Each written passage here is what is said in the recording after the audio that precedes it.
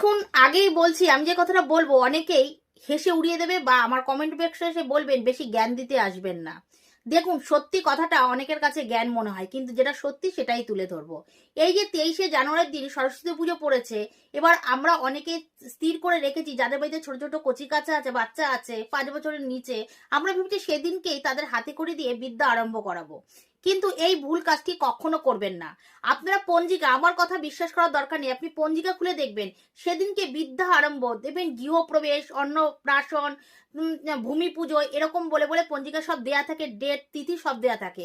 কিন্তু সেদিনকে আপনি দেখবেন ওই সরস্বতী পুজোর দিন কোনো বিদ্যা আরম্ভ বলে কোনো ডেট কিন্তু থাকে না। সেই ডেট কিন্তু আলাদাভাবে থাকে, বিদ্যা আরম্ভ বলে থাকে, সেখানে কিন্তু ডেটগুলো দেয়া থাকে। আর একটা কথা বলি, সরস্বতী পুজোর দিন দেখবেন আমরা ছোট ছোট বাচ্চাদের বই, খাতা, পেন্সিল বা বড়দেরও খাতা, পেন সব সরস্বতী মায়ের শ্রীচরণে অর্পণ করে দিই। কেন, সারা বছর যেন আমরা ভালোভাবে পড়াশোনা করতে পারি, তার কৃপা যেন লাভ হয়। তাহলে যে জিনিস তার পায়ে অর্পণ করে দিছি, আবার সেই জিনিস দিয়েই আমাদের ছোট ছোট বাচ্চাদের হাতে করে দেওয়া হয়। মানে সেদিনকে পড়াশোনাও বন্ধ রেখে বিশেষভাবে তার আরাধনা করতে হবে বসে। তাই জন্য সেদিনকে ভুলেও বাচ্চাদের হাতে খড়ি বা বিদ্যা আরম্ভ করাবেন না।